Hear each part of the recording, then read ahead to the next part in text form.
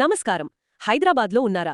ఉంటే గమనించే ఉంటారు, వర్షాలు కొంచెం తగ్గాక సిటీలో ఒక రకమైన పండగ కళ వచ్చేస్తుంది. అవును, ఎక్కడ చూసినా సందడి. వీధులన్నీ లైట్లు, రంగులు, పాటలతో నిండిపోతాయి. ఆ గణేష్ చతుర్థి వైబ్స్ వేరే ఉంటాయి. నిజంగా.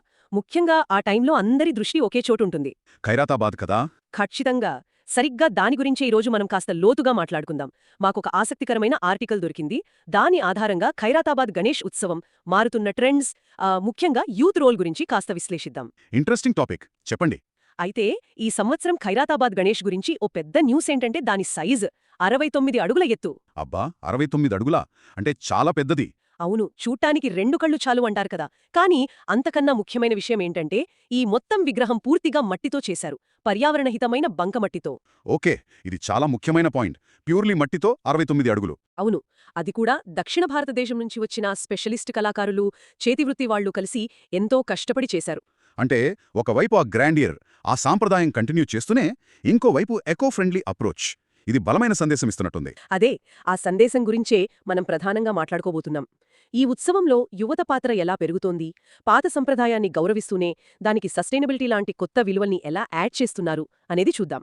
సరే, లెట్స్ స్టార్ట్. ఓకే. ముందుగా ఖైరాతాబాద్ గణేష్ అంటే హైదరాబాద్ వాళ్లకి ఎంత స్పెషలో కొంచెం టచ్ చేద్దాం.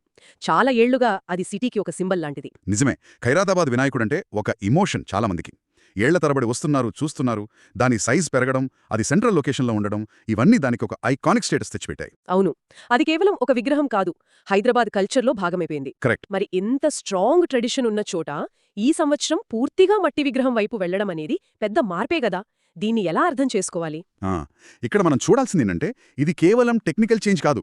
బంకమట్టి వాడడం అనేది ఒక కల్చరల్ షిఫ్ట్ అనుకోవచ్చు. మన పండుగలు కూడా మారుతున్న టైంకి ఎన్విరాన్మెంటల్ ఇష్యూస్కి రెస్పాండ్ అవుతున్నాయని చెప్పడానికి ఇది మంచి ఎగ్జాంపుల్. అంటే సాంప్రదాయాన్ని గుడ్డిగా ఫాలో అవ్వడం కాకుండా బాధ్యతగా ఎలా సెలబ్రేట్ చేసుకోవాలి అనే ఆలోచన పెరుగుతోందంటారా? ఎగ్జాక్ట్లీ. సంప్రదాయాన్ని గౌరవిస్తూనే దాన్ని ఈ కాలానికి తగ్గట్టు ఎలా మార్చుకోవాలి, ఎలా సస్టైనబుల్గా చేయాలి అనే ఆలోచన ఇది మంచి పరిణామం. అయితే ఒక డౌట్, 69 అడుగుల విగ్రహాన్ని పూర్తిగా మట్టితో చేయడం టెక్నికల్గా చాలా ఛాలెంజింగ్ కదా. ఆర్టికల్లో ఏమైనా చెప్పారా దాని గురించి? అవును, చెప్పారు. అదస్సలు ఈజీ కాదు. అంత పెద్ద స్ట్రక్చర్ని కేవలం మట్టితో నిలబెట్టాలంటే దానికి స్పెషల్ స్కిల్స్ కావాలి, ఇంజనీరింగ్ నాలెడ్జ్ కూడా కావాలి. అంటే కరెక్ట్ మట్టిని సెలెక్ట్ చేయడం దగ్గర నుంచి దాన్ని కలపడం, లోపల సపోర్టింగ్ స్ట్రక్చర్, బహుశా వెదురులాంటి వాడి ఉంటారు, దాన్ని ఆరబెట్టడం, ఇదంతా చాలా కాంప్లికేటెడ్ ప్రాసెస్. ఓకే. దీనికోసం స్పెషల్ ట్రైనింగ్ ఉన్న ఆర్టిస్టులు, టెక్నీషియన్స్ కలిసి పనిచేయాల్సి ఉంటుంది. ఖర్చు కూడా ఎక్కువ అయి ఉండొచ్చు. అయినా ఈ డిసిషన్ తీసుకున్నారంటే వాళ్ళ కమిట్మెంట్ అర్థం చేసుకోవచ్చు. అంటే ఇది కేవలం పర్యావరణం మీద ప్రేమతోనే కాదు, ఆ పాత కళల్ని, ఆ నైపుణ్యాల్ని ఎంకరేజ్ చేసే ప్రయత్నం కూడానా? ఖచ్చితంగా. ఒకప్పుడు మట్టి విగ్రహాలే కదా ఎక్కువ ఉండేవి. ప్లాస్టర్ ఆఫ్ ప్యారిస్ వచ్చాక ఆ కళాకారులకి పని తగ్గింది. ఇప్పుడు మళ్ళీ ఇలాంటి పెద్ద ప్రయత్నాలు చేయడం వల్ల ఆ ఆర్ట్ ఫామ్కి, ఆ ఆర్టిస్టులకి మళ్ళీ గుర్తింపు వస్తుంది. ఒక రకంగా మన రూట్స్కి వెళ్లడం లాంటిది. ఇంట్రెస్టింగ్. సరే, ఇక అసలు విషయానికొద్దాం. Youth role. ఇక్కడ అసలు స్టోరీ టర్న్ అవుతున్నట్టు అనిపిస్తోంది. ఈ ఆర్టికల్ ప్రకారం ఈసారి యూత్ కేవలం పార్టిసిపెంట్స్ కాదు, వాళ్లే డ్రైవింగ్ ఫోర్స్లా కనిపిస్తున్నారు. అవును, అదే అనిపిస్తోంది. ఆర్టికల్లో కొన్ని ఎగ్జాంపుల్స్ ఇచ్చారు. కాలనీల్లో, అపార్ట్మెంట్లలో, కాలేజ్ క్యాంపస్లలో కూడా యూత్ గ్రూప్స్ వాళ్లంతట వాళ్లే ఎకో ఫ్రెండ్లీ గణేష్ పండల్స్ పెడుతున్నారట. ఓ వావ్! విగ్రహాలు చిన్నవే అయినా మట్టివి, న్యాచురల్ కలర్స్ వాడినవి ఉండేలా చూసుకుంటున్నారని, డెకరేషన్స్ కూడా ప్లాస్టిక్ కాకుండా పేపర్ పల్ప్తో చేసినవి, ఆకులు, పువ్వులు, కొబ్బరిపీచు ఇలాంటివి వాడుతున్నారట. ఇది చాలా ఇంపార్టెంట్.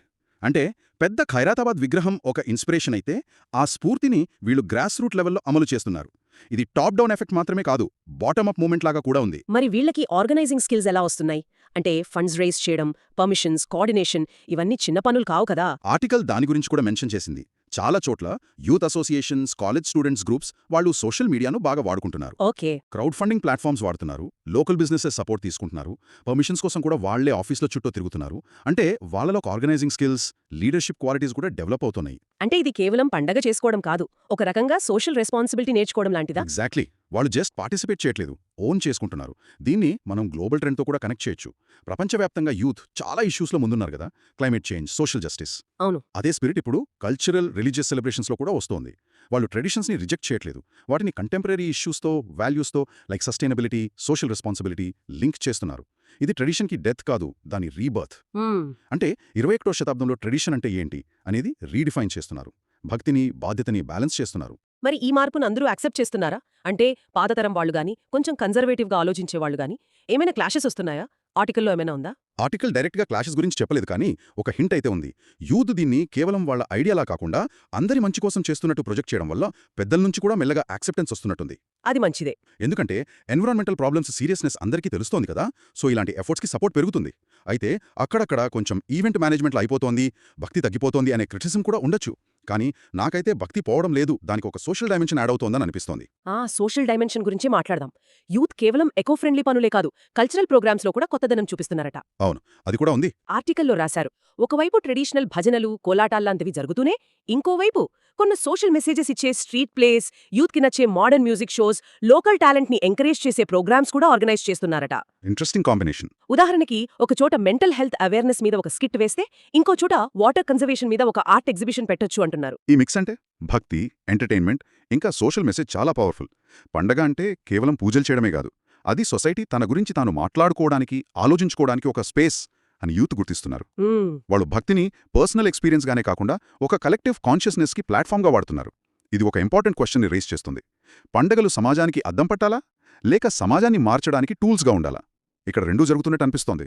భక్తితో పాటు సోషల్ రెస్పాన్సిబిలిటీ నిజంగా ఆలోచించాల్సిన విషయం. ఇక యూత్ చేస్తున్న వేరే సేవా కార్యక్రమాల గురించి కూడా మెన్షన్ చేశారు కదా ఆర్టికల్లో. అవును, చాలా ఉన్నాయి. College volunteers, NSS, NCC students, local youth clubs, వీళ్ళంతా గణేష్ మండపాల దగ్గర చాలా యాక్టివ్గా ఉంటున్నారట. క్రౌడ్ మేనేజ్మెంట్లో పోలీసులకి హెల్ప్ చేయడం, పెద్దవాళ్లకి, డిసేబుల్డ్ పర్సన్స్కి సాయం చేయడం, ఫస్ట్ ఎయిడ్ సెంటర్స్ పెట్టడం, ఇలాంటివి. Great work. అంతేకాదు, అన్నదానం, బట్టలు, బుక్స్ డొనేషన్ డ్రైవ్స్ కూడా చేస్తున్నారట. కొన్ని చోట్ల మండపాల చుట్టూ మొక్కలు నాటే ప్రోగ్రామ్స్ కూడా చేస్తున్నారని రాశారు. చూడండి, ఇదంతా ఏం చూపిస్తుంది? ఇది కేవలం ఆ 10 రోజుల ఉత్సాహం కాదు, వాళ్లలో ఒక ఆర్గనైజ్డ్ థింకింగ్, ఒక కమిట్మెంట్ కనిపిస్తున్నాయి.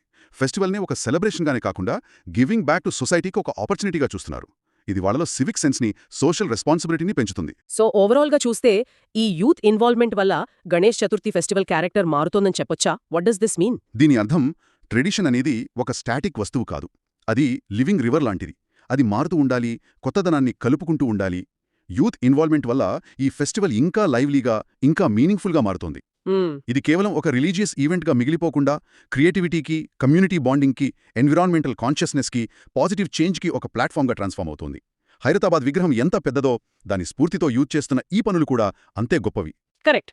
చివరి రోజు ఆ నిమజ్జనం ఊరేగింపులో లక్షల మంది ఒకేసారి గణపతి బప్పా మోర్యా, పుచ్చావర్షి లౌకర్యా అని అరుస్తుంటే ఆ ఎనర్జీ, ఆ ఎమోషన్ వర్ణించడం కష్టం. అవును, ఆర్టికల్ ఎండింగ్లో చెప్పినట్టు ఆ అరుపులోని శక్తి కేవలం భక్తి నుంచే రావడం లేదు. అది ఈ యంగ్ జనరేషన్ కలెక్టివ్ ఎఫర్ట్, వాళ్ళ ఆస్పిరేషన్స్, వాళ్ళ యూనిటీ నుంచి కూడా వస్తోంది. గణేశుడి స్పిరిట్ కేవలం మట్టి విగ్రహంలో ఉండటం లేదు, అది ఈ యూత్ ఆలోచనల్లో, చేతల్లో, కమిట్మెంట్లో రిఫ్లెక్ట్ అవుతోంది.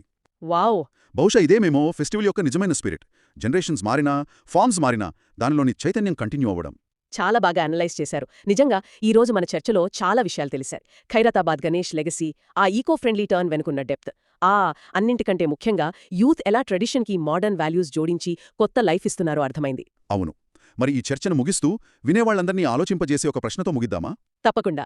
ఈ పండగ టైంలో యూత్లో మనం చూస్తున్న ఈ ఎనర్జీ, ఈ సోషల్ కాన్షియస్నెస్, ఈ ఎన్విరాన్మెంటల్ అవేర్నెస్, ఇదంతా ఈ 10-11 రోజులకే ఆగిపోతుందా?